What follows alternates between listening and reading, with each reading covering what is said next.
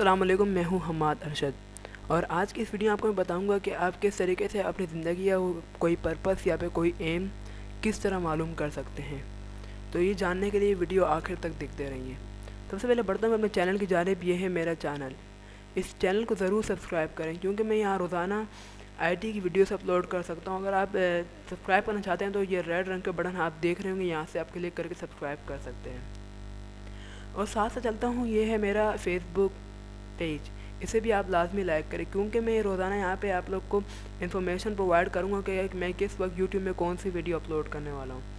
तो बढ़ते हैं वीडियो के टॉपिक के जानिब के ज़िंदगी का हमारा क्या पर्पस है, क्या एम है, हम लोग क्या करना चाहिए, आगे क्या हम लोग को फ्यूचर में चूज़ करना चाहिए। तो दुनिया में सबसे ज़्यादा मुश्किल सवाल अगर बंदे से पूछा जाए ना तो उससे ये पूछो हु आर यू, कौन हो तुम। या फिर वो अपने से अगर पूछे ना कि हु एम आई, कौन हूँ मैं, तो इससे ज़्यादा मुश्किल सवाल है क्योंकि इसका जवाब उसके पास होता ही नहीं। अगर कोई इस सवाल को अच्छे तरीके से गौर करे और इस पर सोचे समझे तो वो दुनिया में कामयाब तरीन इंसानों में शुमार होता है। जैसे कि आपने देखा है कि हु एम आई, कौन हूँ मैं। जैसे अगली प्रेजेंटेशन बढ़ते हैं।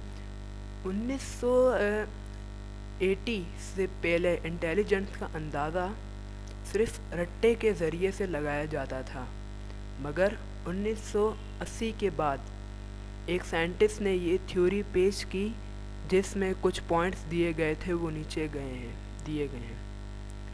अब कौन से पॉइंट है मैं आपको बताता हूँ। ये जब 1980 थी उससे पहले लोगों में सिर्फ ये इस बात से इंटेलिजेंस का अंदाज़ा लगाया जाता था कि भाई सिर्फ अगर वो रट्टा अच्छा लगा रहा है उसको सिर्फ कुछ याद करने के लिए सवाल दिए जाते थे। उसने अगर वो अच्छे तरीके से याद करके अगर कहीं पेपर में लिख दिया बिल्कुल सेम टू सेम उसकी जैसे लिख दिया तो वो बहुत ज़्यादा इंटेलिजेंट आदमी माना जाता था। या उसको कोई इस तरह के कुछ मैथमेटिक्स के सवाल वगैरह दे दिए जाते थे कि भाई तुम इसको सॉल्व करो। अगर उसने सॉल्व अच्छी तरीके से कर लिए तो उसको पूरा नंबर मिल गए और वो इंटेलिजेंट आदमी में शुमार हुआ, और अगर उसने ना कर पाया तो फिर बेवकूफ़ आदमी में शुमार। लेकिन ऐसा नहीं है। अगर ऐसा होता तो सिर्फ मैथमेटिक्स वाले या फिर रट्टे लगाने वाले ही ना बस इंटेलिजेंट रहते, बाकी सारे ऐसे ही होते। दुनिया में बहुत से लोग हैं जो बगैर रट्टे लगाए बगैर मैथमेटिक्स के भी बहुत आगे तक पहुँचे क्योंकि इनके अलग खूबियाँ पाई जाती थी। अब वो पॉइंट दिखते हैं कौन से हैं।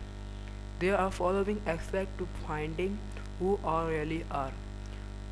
अब इसमें बोला गया भाई कि तुम्हें नीचे जो दिए गए हैं एस्पेक्ट्स, ये तुम्हें बताएंगे कि तुम किस तरीके से अपने जो ना फाइंड करो अपना कि तुम कौन हो। तो पहला दिया गया लिंग्विस्टिक्स, दूसरा वोकल्स, तीसरा आया kinesthetic, vision, interpersonal, naturalist, intrapersonal, emotion, logics. ये 9 पॉइंट जो दिए गए हैं, अगर इनमें से बंदे में किसी एक में भी अगर इसमें अच्छी खासी पकड़ है ना तो बंदा समझ लो कामयाब बन जाएगा और कोई ना कोई इसके लिए जॉब भी इसको मदद से मिल जाएगी अगर इनके होते हुए।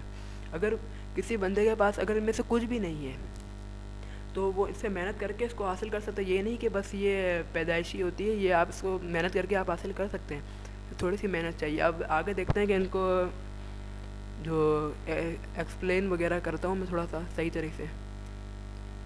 पहला आया लिंग्विस्टिक्स के लिंग्विस्टिक्स असल में क्या चीज़ है।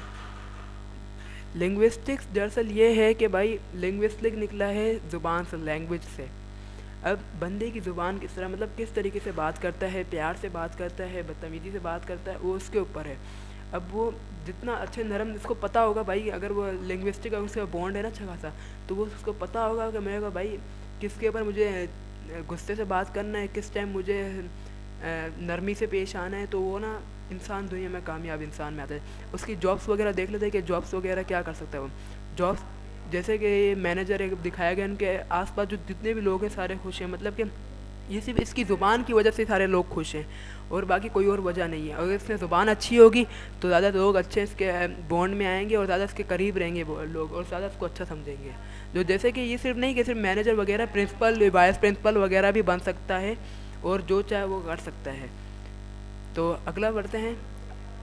अगला आया वोकल्स, ये ज़ुबान से निकला। जैसे ज़ुबान अब बात करते हुए आप इसका किस तर्ज से बात कर रहे हैं तो वो वोकल्स आपने सुना होगा किसी म्यूज़िक्स वगैरह में वोकल्स बहुत ज़्यादा यूज़ होता है क्योंकि वो तर्ज होता है, एक बार सुर होता है। जैसे कोई लव बोल रहे थे, कोई गाना वगैरह गा रहे थे, उसमें सुर आ जाते हैं तो उसमें वोकल्स का नज़रिए में आता है।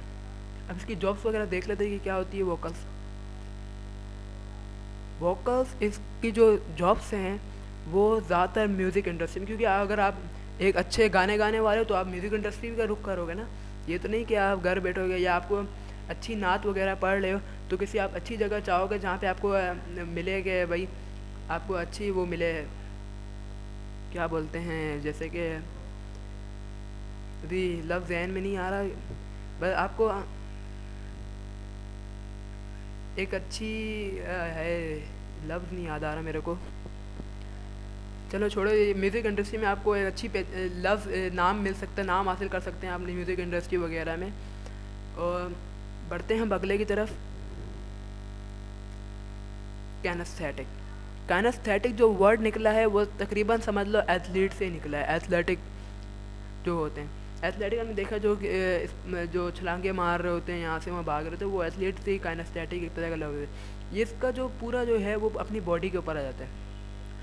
अब जैसे कि आप पहले मैं इसका आपको दिखा रहा हूँ जॉब्स क्या होती है, फिर आपको समझ आएगा ज़्यादा अच्छे से। इसकी जॉब जो है ज़्यादातर वो स्पोर्ट के अंदर, मतलब स्पोर्ट्समैन बंदा बन सकता है।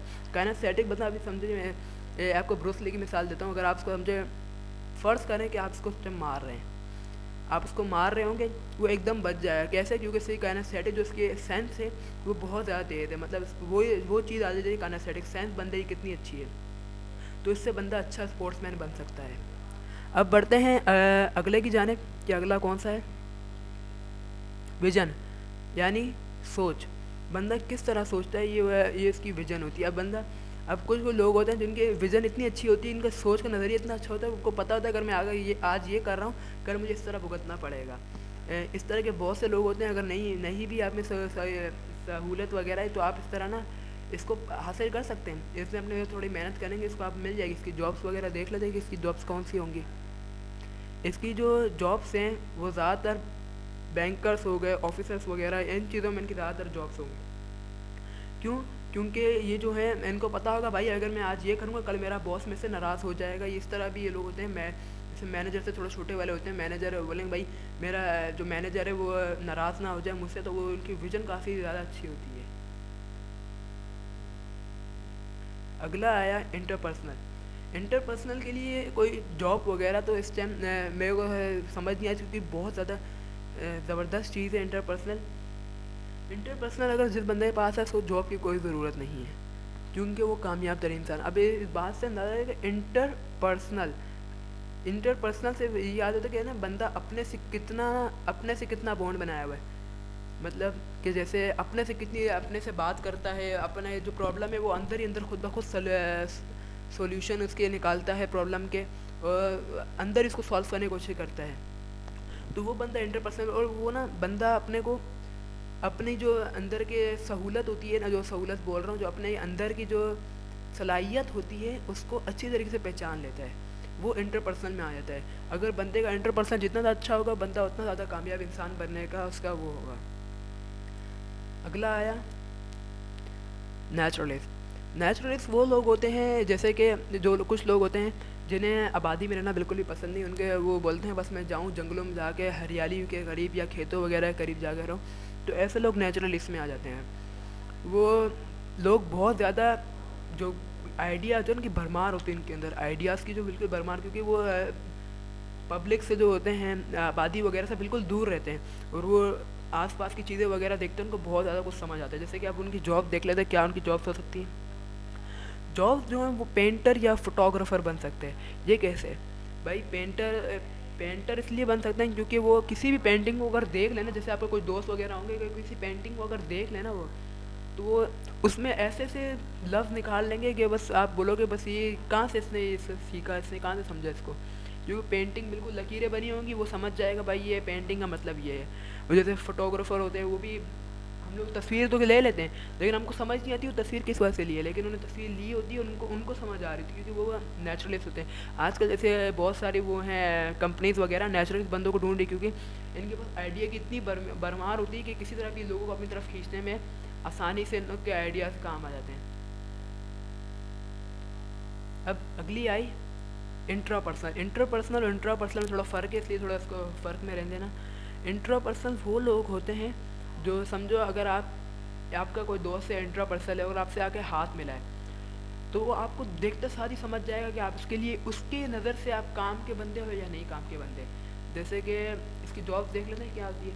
इसकी जॉब जो है पब्लिक डीलर, मतलब कि जैसे आपको पब्लिक डीलर हो तो वो आपको देख के साथ बता देंगे लेने के लिए आया है या फिर ये ऐसी बस समझ लो ऐसे ही तंग करने के लिए आया है, शुगल करने के लिए आया है।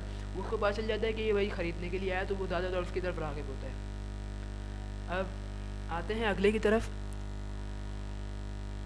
अगला आया इमोशन।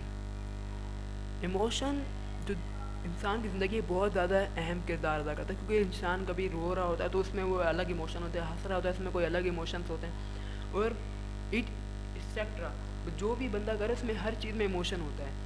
अब इमोशन के लिए क्या जॉब हो सकती है, आप सोच रहे होंगे इमोशन। अब कुछ बंदे होते हैं उनके अंदर इमोशन इतने ज़्यादा होते हैं कि वो हंस भी रहे होंगे लेकिन अंदर अंदर रो भी रहे होंगे। ये बात सोचने की थोड़े समझना इस बात को कि भाई हंस रहे होंगे अंदर रो भी रहे, मतलब कि ऐसे लोग जिनको रोना भी है, रोएं भी तो ऐसे रोएं कि बस देखने वाली दुनिया रह जाए, और हंसे भी तो ऐसे हंसें कि देखने वाले जो हंस जाए। अब जैसे बताता हूँ मैं किस तरह की जॉब्स क्या है। जी हाँ, इनकी जॉब्स जो है वो एक्टर वगैरह, जैसे एक्टर्स आपने देखे हर जगह अलग अलग किरदार अदा करते हैं, हर जगह अलग ट्रांसफॉर्मेशन इन लोग की हो रही होती है। ट्रांसफॉर्मेशन आपने देखी होगी, जैसे कि कोई एक्टर है किसी ड्रामे में क्या बना हुआ, किसी ड्रामे में कोई और बना होगा, बिल्कुल उसके अपोजिट बना होता है। ये बात कैसे, उनके अंदर ट्रांसफॉर्मेशन जो है बहुत ज़्यादा होती है, इसलिए उनके अंदर इमोशन भी ज़्यादा, हंस भी रहे होते हैं वो लोग, रो भी रहे होते हैं, बिल्कुल उनके अंदर ट्रांसफॉर्मेशन हो रही होती है। अब आता है अगला। अगला कौन सा, अगला आता है लॉजिक्स। लॉजिक्स ये है कि भाई बंदा सोच रहा है, समझ रहा है, इसके अंदर लॉजिक होती है, इसके अंदर वो सब इसकी लॉजिक्स होती है इसके अंदर। अब इसकी जॉब्स देख लेते हैं कि क्या होती है इसकी जॉब्स। की जॉब्स होती है टीचर और साइंटिस्ट वगैरह। और ये बंदे जो वो लोग होते हैं जो ये बंदे वो लोग होते हैं जो टीचर साइंटिस्ट वगैरह बन सकते हैं। ये लोग दुनिया में जैसे कि आप देख लें मैथमेटिक्स वगैरह इसमें बहुत ज़्यादा लॉजिक्स होती है, और आप देख रहे थे कि आप समझ रहे थे कि टीचर ज़्यादा लॉजिकल नहीं होते, मगर टीचर भी बहुत ज़्यादा लॉजिकल्स होते हैं। जैसे कि आप ये देख रहे होते हैं कि टीचर जो हैं आप लोग को बड़ी से बड़ी डेरिवेशन भी चंद मिनटों में करा देते, लेकिन जो टीचर आप लोग को बड़ी से बड़ी डेरिवेशन भी चंद मिनटों में करा, लेकिन आप अगर पूरी ज़िंदगी बैठे तो वो आप नहीं कर सकते। तो आज ये ख़त्म हो चुका है।